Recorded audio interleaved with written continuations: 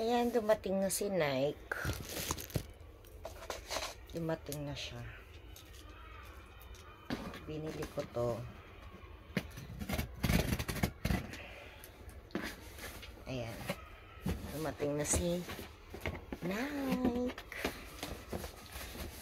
Binili ko to para sa anak ko at saka sa pamangkin ko. Galing kay Nike.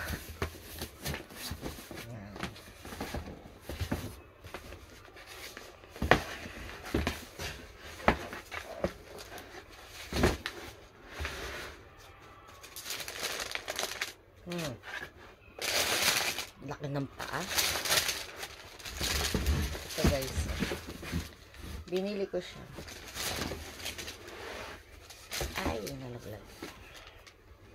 Binili ko para sa aking pamangkin.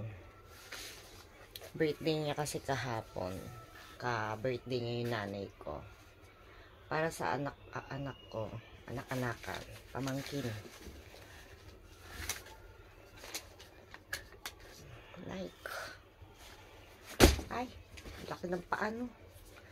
Ano siya? Size 9. 9.5. Or dito sa Japan. US 9.5. Tapos sa centimeter 27.5. Dito sa Japan.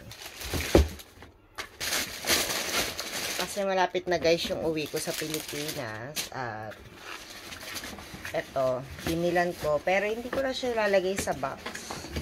Tatanggalin ko na siya sa box. Tapos lalagay ko siya sa bagahe. Kasi hindi naman ako magbabox. Tapos, ito naman yung chinelas. Ang laki oh. Size 10. Size 10. Bakit size 10? Size 10, 28. Kasi pa ng anak ko, 28.5. Sa atin, 10.5. Kaya, binilan ko siya ng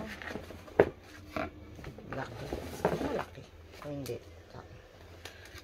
Nike sleeper. Yan.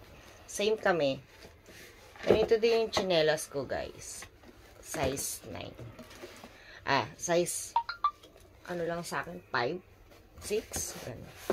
Hindi ko na iuuwi itong box. Kumbaga, ito ilalagay ko na lang siya sa bagahe ko. Ito yung gagamitin ng anak. Pag original talaga, no? Carry. May mga mayroong tag price dito.